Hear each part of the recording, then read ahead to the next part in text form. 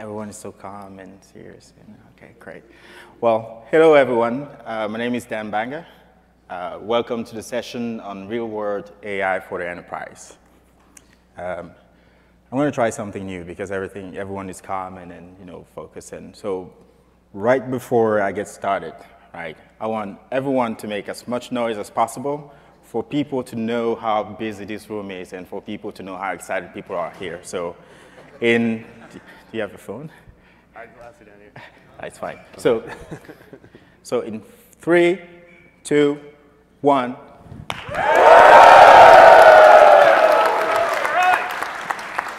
Good. So we already got the credits. Now we can walk off. It's good.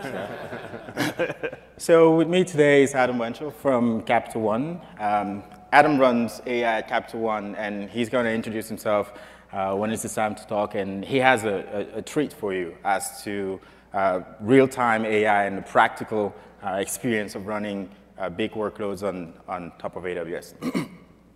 I've been at AWS for about 4 years, and I started as an engineering manager in big data and DevOps CI/CD. So I spent a lot of time in the transition between Hadoop and adoption of Spark and a certain number of ecosystems in the big data environment. And there was a lot of learning from there, and all of that learning was ported to machine learning when machine learning started becoming mainstream.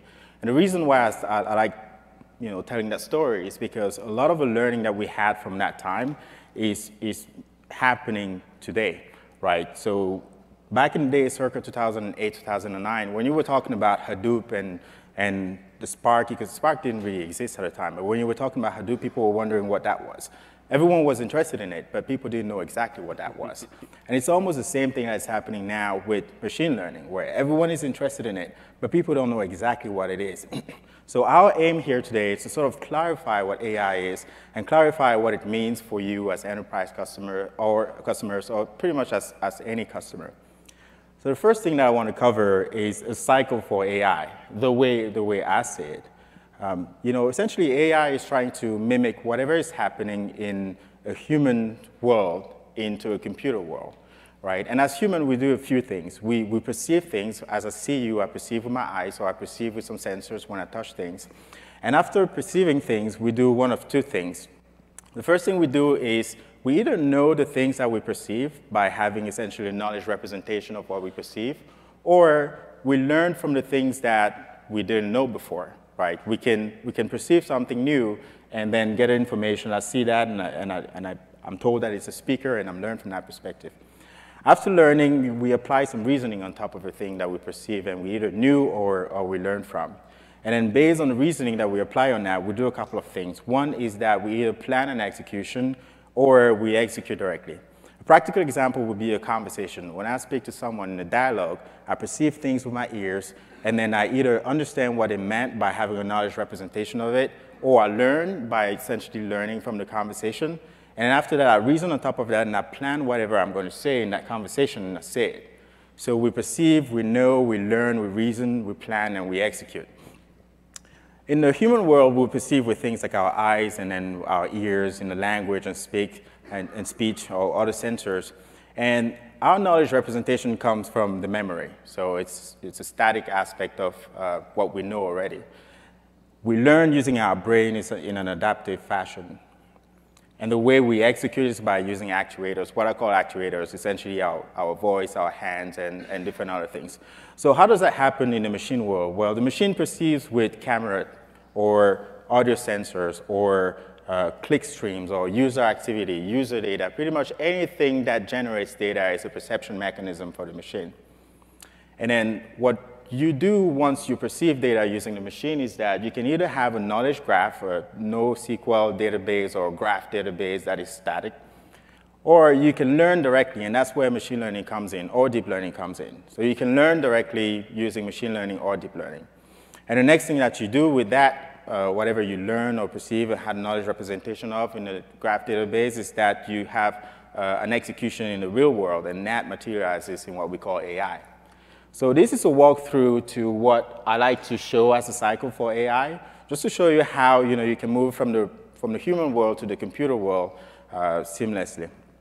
So to set the stage a little bit on what is AI and what is machine learning and what is deep learning and how all of them, get together. AI is sort of this umbrella term for everything that has to do with hardware and learning algorithm and gets to interact with the real world. The way I materialize that there is by showing things like gaming where you play with a machine or a self-driving car. This is the most visible part of AI nowadays, where you have a car that is intelligently driving on streets like a human. Well, AI uses machine learning as a workhorse or workforce to essentially use maths and statistical approaches and techniques to identify patterns on the data. So right there, we have an equation of what is known as a logistic regression, essentially trying to understand whether one of two outcomes, whether something is good or bad, whether it's yes or no or something like that. So maths provides so machine learning provides the match to AI.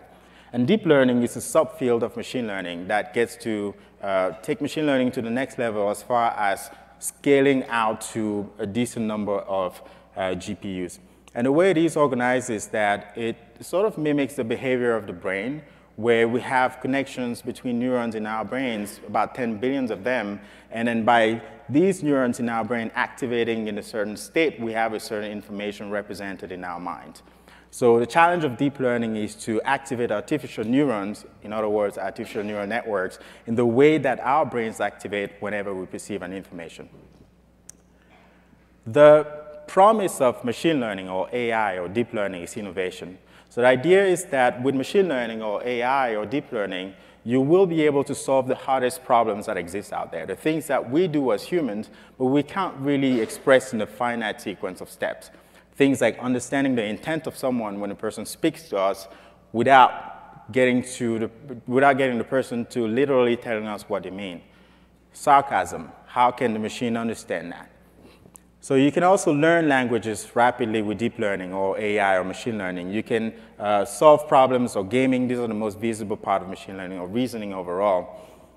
And then at Amazon, we have been applying machine learning and deep learning or AI for the better part of 20 to 22 years. This is what our webpage looked like circa 1997. As you can see there, we already had a recommender system or personal notification service back in 1997. So the idea and the concept of AI, using AI in production was already existing. Well, there were humans in the back end here, so it wasn't really a machine building models and whatnot. So people were actually looking at the list of books that people read and looking at other lists of books and trying to make the recommendation by hand because the hardware wasn't there at the time. But the idea and the concept was there. And it was the same thing in the rest of the industry, where you had a lot of folks that had the ideas of neural networks, but there were a couple of challenges like big data hadn't picked up yet. And the infrastructure or the Moore's law hadn't picked up yet. So there weren't any GPU, there wasn't any ability to process a large amount of data. Fast forward a few years, this is what our web page looks like. Right? This is my page when I get on Amazon.com, and as you can see, I read a lot of TensorFlow books. But this is what it looks like now. So at the bottom layer, you have a list of recommender systems. Well, essentially, everything on Amazon.com webpage is driven by machine learning or AI. The way we decide what content to present, the way we decide what recommendation to put out to our customers is all based on machine learning or AI. So this is what my recommendations look like. But there's one aspect of machine learning that I'm the most excited about, which is the robotics aspect or the self-driving automation. So this is a video of our fulfillment center, one of our fulfillment centers. And as you can see there, we have these little, what I call minions, that drive themselves around, and they pick up these 750-pound bins, and they drive themselves around, they recharge themselves when they run out of energy, and they bring the items to the agent. Right? The agents don't get tired by walking around the fulfillment centers to pick up pieces. Just stay wherever they are, the items come to them. And another thing that's interesting here is that we don't use a random storage, we don't use a common storage mechanism where you have all the books in the same bin and all that. We put things wherever we find space, and that's how it's very effective that way. And what we use we're working on using computer vision to extract things out of these bins based on identifying them. We also use AI for heavy duty, as in, lifting items that are very big. So we've been doing AI or machine learning or deep learning for over 20 years, and it materializes in a lot of ways. We have applied research happening with AI. We have natural language processing. Everyone is familiar with Alexa. We have things going around machine translations. We released an open source product called Sockeye, which helps you do sequence-to-sequence modeling, essentially helping you translate from English to French or English to Portuguese. So look it up on GitHub, very interesting. But we also have customers doing AI on AWS today successfully. This is CSPAN, one of our customers. What they do is that, well, they had a challenge. The challenge was to identify a number of people for, let's say, putting together a clip. And if they wanted to know where, say, Obama was on January 24th, 2005 or 6, they had to get people to go and read watch a lot of content and find out wherever the persons were, and then build a clip from that perspective. It's time-consuming, it takes a long time, it takes a lot of effort. So with Amazon Recognition, which is one of our AI services, they were able to upload a database of about 97,000 politicians, and based on that, they can essentially run one query and say, show me where Mitch McConnell was on June 24, 2001, and every single clip where he was would show up with the exact location of where he showed up. So very interesting. Another one of our customers uses AI for FDA-approved medical imaging, essentially doing some analysis on congenital heart diseases with deep learning on AWS. And for a system to have FDA approval, it needs to have human-level accuracy. And this system can achieve human-level accuracy in about 30 seconds. Very effective.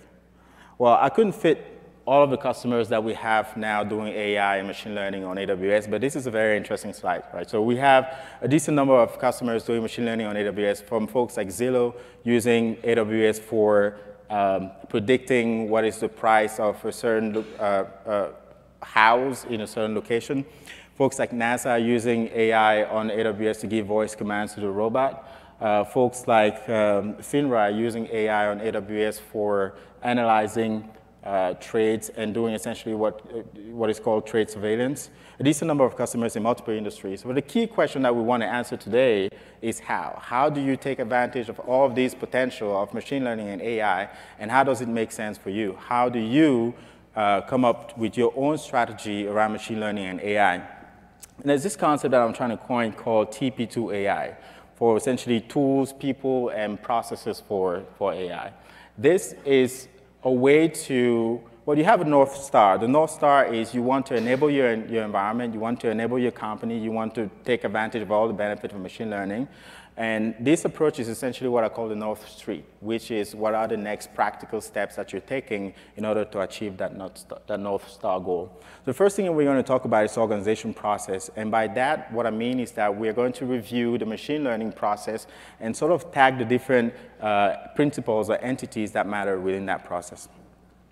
In order to solve a machine learning challenge, the first thing that you need to do, the most important thing is to remember your business problem. Everything is around a business problem. We can get super excited about machine learning or AI or deep learning, but if it doesn't fit in your organization and if it doesn't solve one of your business problems, you're probably wasting time and money.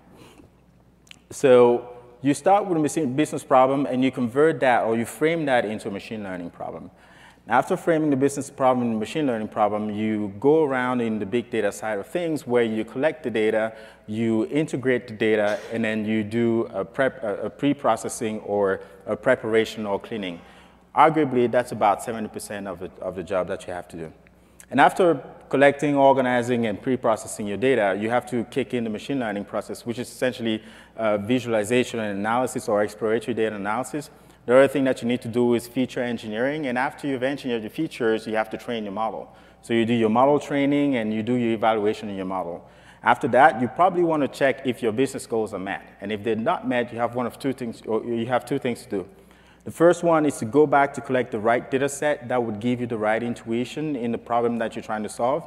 And the second thing is to go back to visualizing the data properly in a way that probably help you solve your problem. So after your business goals are met, so you have to iterate through that process a couple of times. So after your business goals are met, you want to put that in production. And to put your model in production, you probably want to deploy that somewhere. And when you deploy your model in production, it serves what we call predictions, because that's the main goal. And after you have your predictions, you have a lifelong exercise of monitoring and debugging and scaling all these infrastructure. And then hopefully you collect data again for retraining exercise. So who takes care of the discovery part of essentially framing the business problem into the machine learning problem? Well, I'd argue that the analyst takes care of it. And here, the call out is that you don't want to have a business intelligence approach where you are solving for the questions that you already know. The goal here is to help formulate the questions that you didn't even think about. So you need someone that has the domain expertise in the problem space that you're trying to solve and come up with new questions that are going to help you build innovative models. And the second thing is for the data collection and integration and pre-processing phase, you want to use some of our big data tools that are available right now in the ecosystem. Things like Amazon S3, which is an infinite scale storage service that you can use to store petabytes of data.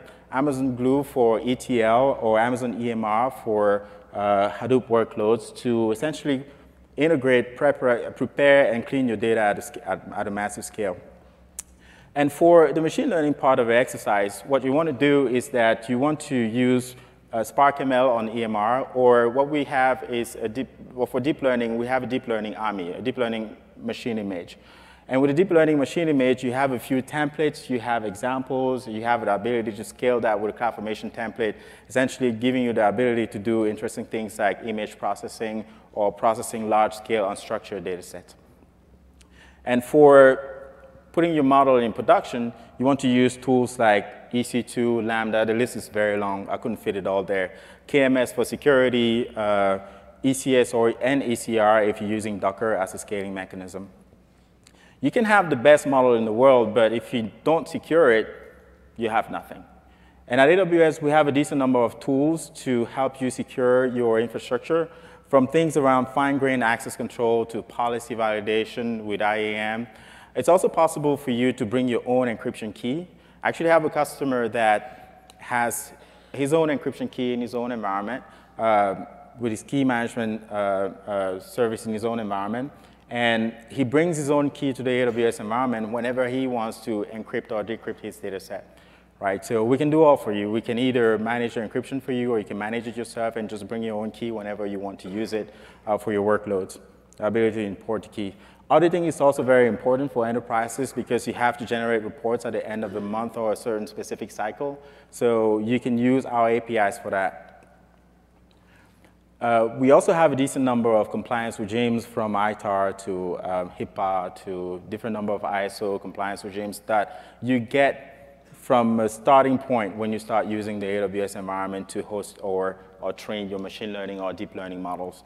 So again, security, compliance, a wide array of tools to choose from in order to build and train your machine learning and deep learning models, and as well as scaling and deploy and monitor and debug your machine learning models. The team I work for is called Amazon AI, and at Amazon AI, what our charter or our main goal essentially is to bring AI and machine learning in the hands of every developer. And for that, we have a certain number of products and services. I'm going to talk quickly about those. Who here is familiar, by show of hands, with the services at the top there? Amazon Recognition, Lex, Poly. OK, good, 40 to 50%. Good. So the approach here is to, well, what we want to do as a key goal is to bring machine learning and AI in the hands of every developers. We have been doing this for about 20 years. So we know a little something about doing AI at a massive scale at Amazon.com and at AWS. We figured, we want to get everyone to take advantage of the possibilities and the features and the benefit of AI without having to reinvent the wheel. The way we've done with multiple other services like databases, the way we've done with RDS for relational databases, or the way we've done with EC2 and Lambda and a decent number of services, we're having the same approach towards machine learning and AI. So at the top of the stack here, we have what we call AI services. And the AI services is for folks that do not want to, or they, it's essentially geared towards people that want to take advantage of machine learning or deep learning, but they don't want to build or train models themselves, or they don't have to. It doesn't matter how much expertise you have in the field. You don't need to if there's a service there that can do it for you. And the way we put that is in what I call different lanes. One of the lanes, and the lanes really mimic what humans, again, human activities, what humans can do almost naturally without being able to put that in steps. So the cycle of AI that we spoke about earlier. So in the vision lane, we have a service called Amazon Recognition. Amazon recognition makes it possible for you to, or for your computers to see, essentially. With Amazon recognition, you can pass in an image to the service, and then what the service is going to do is that it's going to tell you whatever it saw within the image. And you can also do things like face matching, as in, passing two images to the same service, and then the service is going to be able to tell you that it's the same person, regardless of whether he grew the, or she, regardless of whether he grew the beard or not. And then another thing that Amazon recognition can do is, blurring out suggestive content or different other things on the images. In the speech domain, we have a service called Amazon Poly. Amazon Poly is a text-to-speech product. What it does is that it gives you a lifelike speech capability within your application by default. Using Amazon Poly, you can pass a text or a whole document, and then Poly is going to read it for you in a human way. That's what we use for Alexa. That's what a lot of people use for mobile applications that have chatbot capabilities, right? It's very easy to localize a service as well. If you have a service running in the US where people speak English and you want to localize the service in an area where people speak Spanish, you can just take the text content in English and then translate that in Spanish and then pass that to Poly, and Poly will be able to speak that natively in Spanish. So it's very quick and easy to move from country to country with your product using Amazon Poly.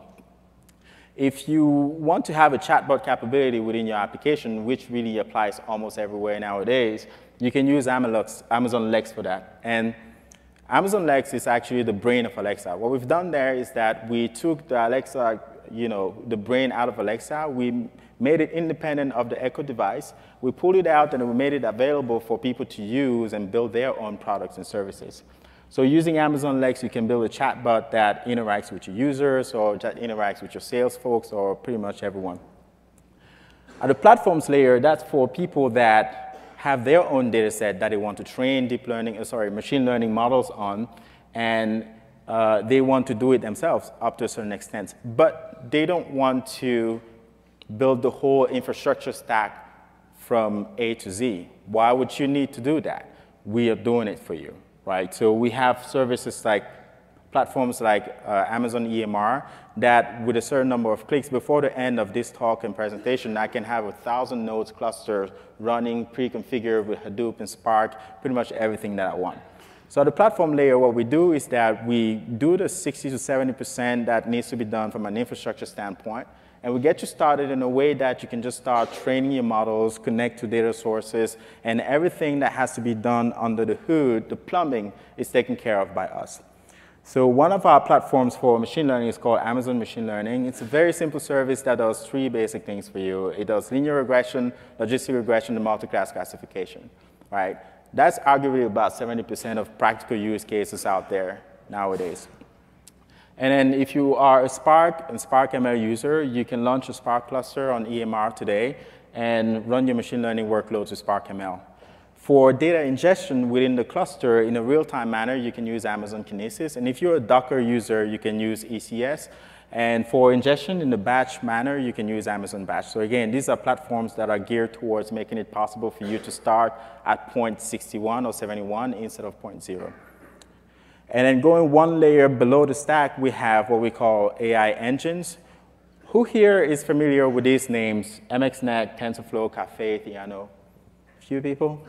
I'm proud. Last time I had this talk, there was one hand in the air. So this is good. Well, in the machine learning world, you have probabilistic models, classical models that a lot of people are familiar with. But they really struggle when the size or the data footprint goes very big. And so deep learning takes care of that by essentially having these highly parallel from a model and a data perspective using GPU way of handling your machine learning or AI workloads. So deep learning is becoming very, very prominent and interesting. You can actually apply deep learning to every use case of, that you would have applied at a platform layer. But it gives you more juice, it gives you more capabilities, gives you more ways to push your exercise. But this doesn't come without a challenge. The challenge that you have is to set up a deep learning infrastructure, and it's fundamentally different from a traditional big data infrastructure. For example, what you do in the big data world is that you rely on MapReduce, and MapReduce really requires you to have some form of independence, when it comes to your data. It requires you to have multiple clusters and workers that are working very independently, and if they die, they can self-heal, and it's okay. Whenever the job ends, the job ends. But with deep learning or machine learning overall, you need to have a consistent view of what is called an error or loss function, and then you need to sort of derive and then do what's called backpropagation in an almost synchronous way. So it's a different fundamental architecture, and to build that kind of architecture is really, really challenging. And that's what these frameworks or engines are taking up as a challenge, to give you that platform where you can have all these operations of navigating a neural network or an artificial neural network without having to understand all the different math challenges that are happening in the background. So at AWS, we provide a deep learning machine image that is pre-configured with the most popular deep learning frameworks: Apache MXNet, TensorFlow, Caffe, Theano, PyTorch, CNTK. Depending on your preference, you can use either one of those, but most of the models that are created in different frameworks are also replicated in other frameworks. So it's just a matter of choice. And what we've done with databases, for example, where we support MySQL, Oracle, Postgres, and different other databases, is the same approach that we're taking with deep learning engines, where we support any framework that's available out there and now our customers want to use. And at the infrastructure layer, of course, we make GPUs available for you to use to train your models. And if you're familiar with Volta, which is the latest GPU that NVIDIA released a couple of months ago, we have it available now in our P3 instances, and Volta is the beast, so I recommend you check it out for your machine learning or deep learning workloads. You can also train machine learning or deep learning models on CPUs, and you can integrate that with an end-to-end IoT ecosystem. Practical, I was just seeing a demo the other day where people have connected IoT devices within the hospital ecosystem that sends telemetry data back to AWS using AWS IoT. And once it gets there, it's scored in real time using some machine learning services that are built on Amazon Web Services.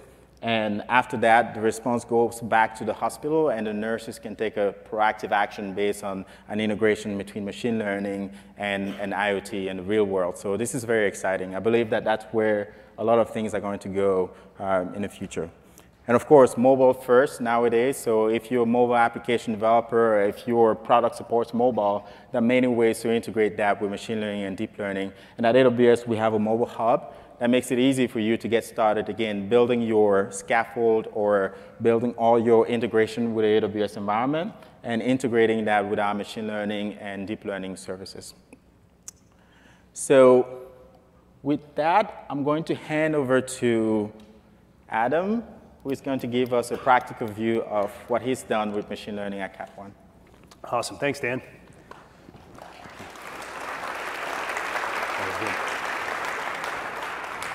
Yeah, so my name's Adam Winchell. I've been doing ML and AI for a while. I started my career in the late 90s at DARPA, where doing ML work at a time when there weren't a lot of jobs in the field. And the algorithmic approaches we used back then were very different, but the kind of mindset that goes along with them hasn't changed that much. And then from there, I kind of went into the startup world. And then about 6 or 7 years ago, when a lot of these enabling technologies came along, like big data and GPU processing and things like that, and machine learning really started to kind of be exciting again, got back into it in a big way, and have been fortunate to be fully immersed in it since that time. Now working with Capital One, where we're really kind of investing heavily in machine learning. And so I want to talk a little bit about that journey. And what lessons we've learned and share those with you. So we're a financial services company. As you can imagine, and when you're in financial services, applied statistics is really the name of the game, right? It's a very kind of pure business in that way. And so it makes complete sense that machine learning and AI would be of a lot of interest there. Although there's been a lot of kind of barriers to entry and a lot of reasons why it's been very difficult, and you haven't yet seen the same kind of disruption that you see in other industries. So this is one of my favorite quotes by William Gibson. This is the great science fiction author. He said, the future is already here. It's just not very evenly distributed. So if you look at, industry, you see like, we see in the news these areas like the healthcare, the heart scan example that Dan mentioned where, machine learning is doing these amazing things, or self-driving cars, or, a number of areas. But those are kind of very specific examples where it's being disruptive. And, it's the same kind of situation, I think, in a lot of enterprises where, maybe you have one or two projects in a large enterprise where you've had some success with machine learning. And and then you have 100 or thousands of other areas where you haven't even begun to think about how it works out there. And when you talk about these groups, like the one or two successes that these companies have, it typically ends up people talk about it like this, right? Like there's just some wizards practicing some dark magic in the back room, and you have a few of these people who are really talented, and how they do it, it's just kind of mystical, right? And so the journey we've been on has really been about how do we take that from this perceived kind of black art and really sort of make it a lot more commonly available. And rather than just having like one or two pockets of it here or there, how do we take it across the enterprise and really just make it part of our fabric and put it in the hands of a lot more people and a lot more business leaders and really enable it to solve many, many business problems and create a lot of value for the business. So we have a few philosophies about how that works. First one is democratizing AI responsibly, right? So we want to put AI and machine learning in the hands of as many of people as possible, but we also need to do it in a really well-managed way. We work in a very regulated industry, and it's very important to us that we deploy this stuff responsibly in a way that really makes sure that we're doing the right thing by our customers and giving them the best service we can. And so, we want to spread it widely, but we want to do it in a very responsible way. We want to maximize scarce experts' productivity. So, given that this field has just really exploded in the last year or two in terms of the numbers of people going into it, you only have so many people who have 5 or 10 or 15 years of experience who really understand this stuff at a deep, deep level and have been through all the lessons and the hurdles and the pitfalls before. And so for those people, a lot of times those people, the sad truth of these ML experts is they spend a lot more time doing the mundane tasks of data tiering and things like that. There's just a lot of friction in the process in most applied machine learning.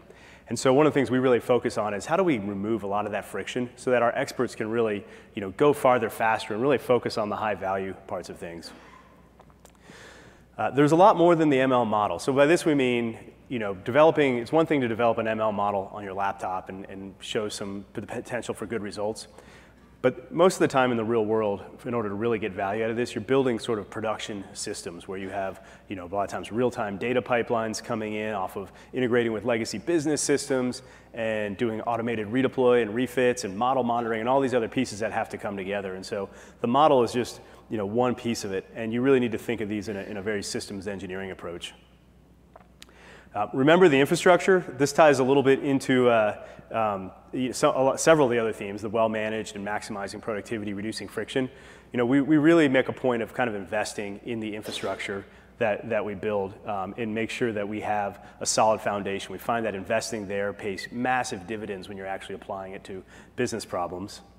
Of course, we've built all of this on top of AWS, and we'll talk a little bit more about that, but we've built it on top of the services that Dan just talked about. The more we can leverage AWS, the more it frees us up to work higher up the value chain and work on engineering challenges that are closer to the business problem.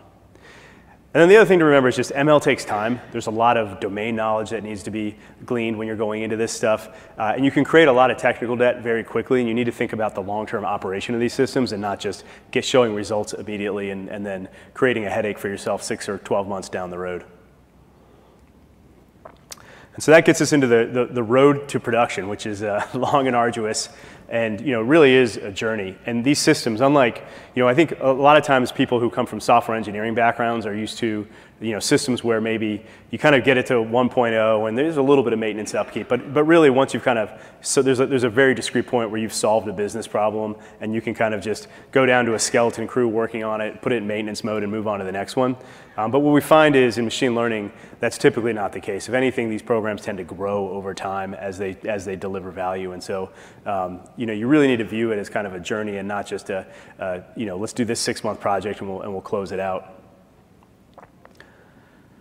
So the road to production, You've built a great model and an ironclad pipeline and are certain you've got no technical debt. Well, that's probably not true.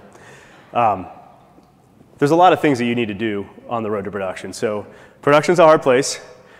Continuous monitoring, that's one of these things that's absolutely vital when you're working. So especially if you're in a regulated industry, like if you're doing healthcare or if you're doing financial services, where you need to make sure that your model's performing, and if there's any kind of deviation in expected behavior, you find out about it immediately. And you also need to be able to demonstrate this very clearly to regulators and your customers and other people that you're doing this in a well-managed, responsible way. Rapid ML model refit and redeploys.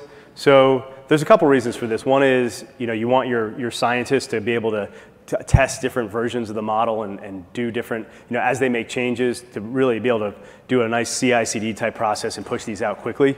The other thing is for some domains, in particular adversarial domains like cybersecurity and fraud, where you actually have an active adversary on the other end where they're changing their tactics. You can watch them minute by minute, hour by hour, trying out different tactics. That automated refit and redeploy can actually help you evolve along with the attackers. And for those domains, being able to rapidly refit and redeploy models is critical to success. Model selection and hyperparameter tuning, we'll talk a little bit more about this later, but this again gets into maximizing the expert's productivity, right? So if you guys have developed models before, this is one of the areas where right now it can be a little bit of a black art, where when you're selecting the hundreds of different parameters that go into your model and the neural architecture you're using, if you're using deep learning and different things. And so automating a lot of that allows your experts to get a lot more done a lot more quickly. GPU optimization. Large-scale GPU clusters are expensive, and so making sure that you're wringing every last ounce of performance out of them allows you to do more iterations and test more combinations and more models and get better accuracy. And then making it all self-service. This is the other thing we're big believers in. We don't want to have a process where there's a lack of automation and people need to call someone down the hall and wait for them to get back from their lunch break to get stuff done. So we'll talk a little bit more about the infrastructure we've built at Capital One.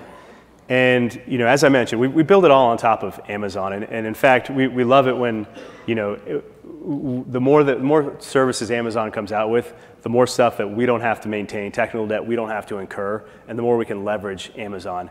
And so we're always very happy when, even if we have a project that Amazon comes out with something that's doing something very similar, we eagerly kill off what we're doing and use Amazon's when it makes sense and when they've achieved feature parity on it.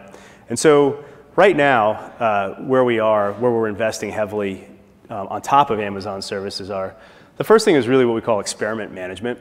And so this is, if you have 100 machine learning engineers running different experiments, how do you make sure that for all the different models you're building, the domains you're going on, that you're kind of capturing all the learnings as you go on, and you're doing it in a way that you're learning and you're evolving, and you can go back and look at the history of that, and also so you can show your regulators, if in our case, or just satisfy yourself that if you made a decision about a customer 6 months ago, why did you make that decision? What was the model thinking? What data did you train on? What did the model look like on that date? And really being able to capture that. So things like logging, right? So you need to make sure you have a centralized logging service.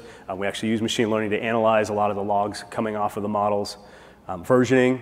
So we use Git and other tools to version all of our models, but in an automated way. So when changes are pushed to the model, they can automatically be deployed, but they're also captured and tagged in a very, in a way that that can't be mutated, so that we have a very, set in stone history of what's happened with all of our models. Reproducibility. That gets back to what I was talking about. It's both the kind of the version of the model and the data that was trained when it was coming in. And if you have any underlying data stores that are part of your feature generation, making sure you understand the state of them so you can go back at any point in time and really understand exactly why any action was taken or a prediction was made. And then monitoring. So with monitoring, we look for deviations in behavior. So as we're deploying these models and developing new models and pushing them out to production, they have changes, right? And they perform differently over time. And it's really important that you can kind of zero in on where those performance differences are and make sure they're what you want. And if you see deviations in performance from models over time, you need to have a really rock solid way of those being flagged and escalated, in particular if you're working in a regulated environment like we've been talking about. So that's the first layer. I think this is really kind of the foundation for our deep learning and machine learning projects at Capital One. It's a project we call Rubicon internally. And then I would say the second big category of investment we're making right now, once we got Rubicon started, was as we started to kind of get more sophisticated and start to do more large-scale models and training, we really focused in a lot about optimizing and scaling these things up. And so that's both optimizing and scaling the machine learning experts, but also the compute infrastructure, right? So model optimization, this is that hyperparameter optimization we were talking about earlier. So how can we make sure that we're really efficiently testing out different models and different configurations for those models? And hyperparameter optimization is a technique that's been around for a very long time. But the interesting thing is, with deep learning, it takes on a renewed importance, and it also requires new techniques. And so in the past, where people have been able to get away with relatively grid search to search the parameter, simple grid search to search the parameter space, or I think some of the more sophisticated open source projects and services have used Bayesian techniques.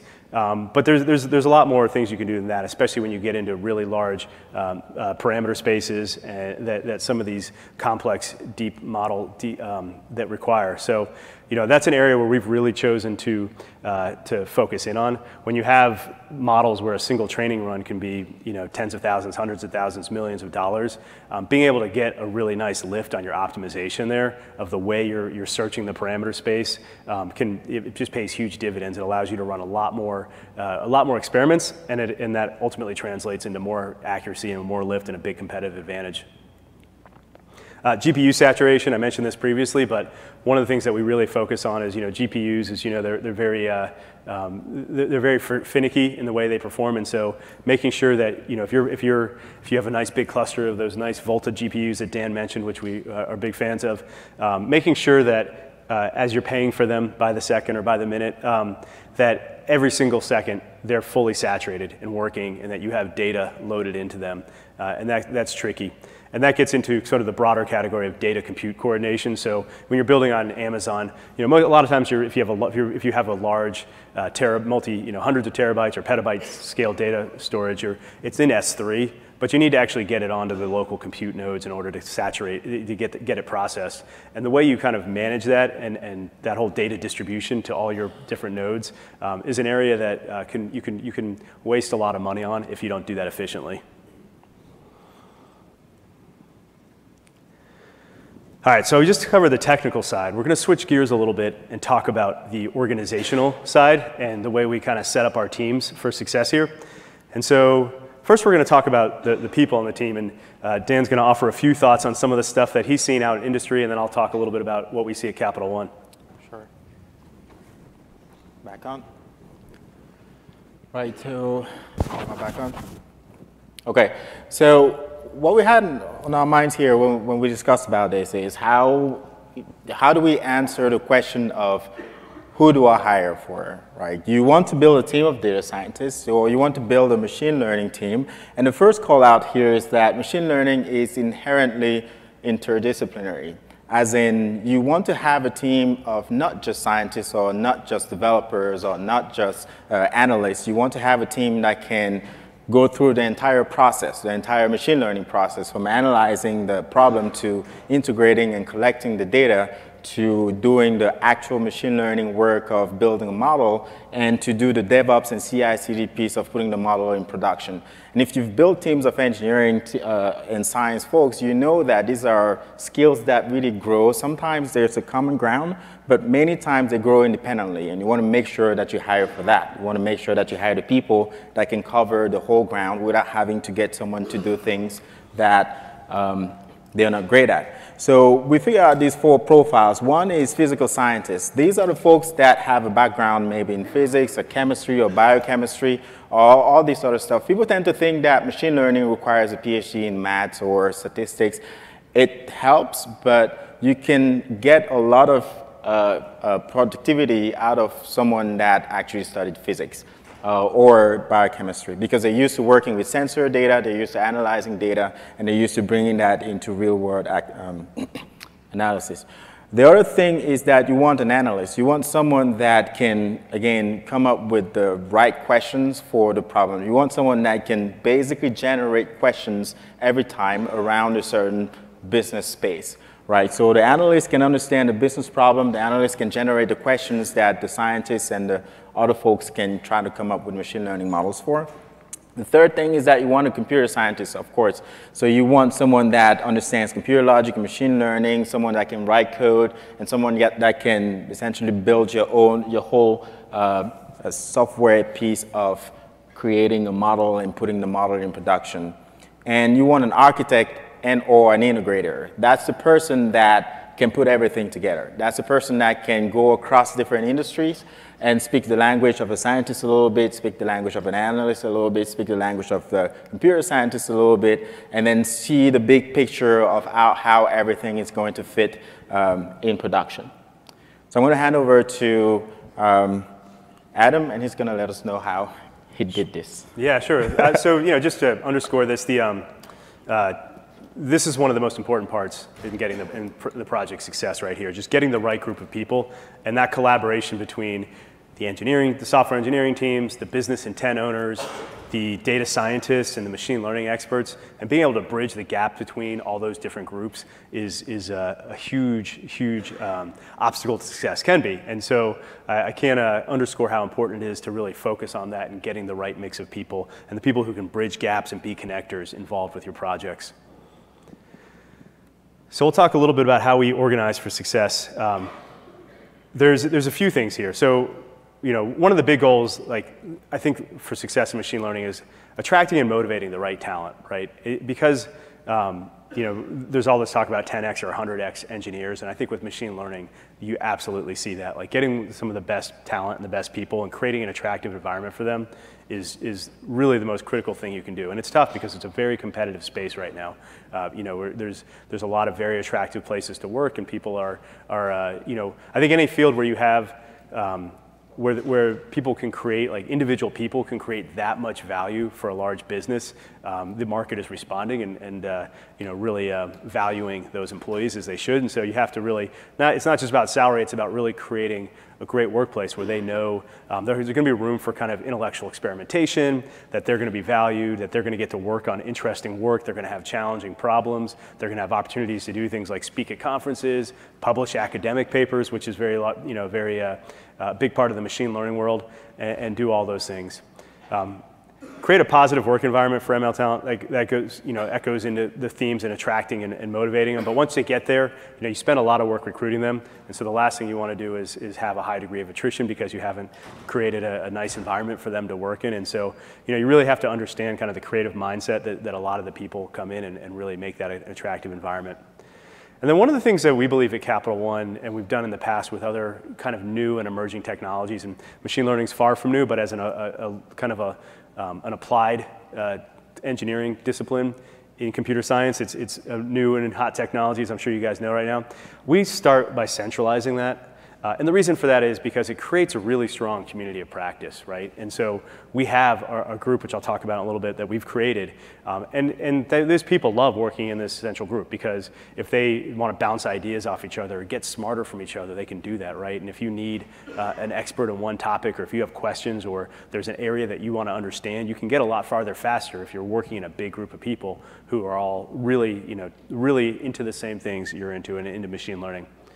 And then, one of the challenges is that over time, as these new emerging technologies, whether it's mobile or cloud or now machine learning, become more mainstream, at some point the skill sets become more broadly distributed. And that's good too. And managing that transition from a centralized group to a more distributed model over time is something that we really pay a lot of attention to and make sure we do that properly. So the group we created at Capital One, we created a new center of excellence in 2016 called the Center for Machine Learning, or C4ML as we call it.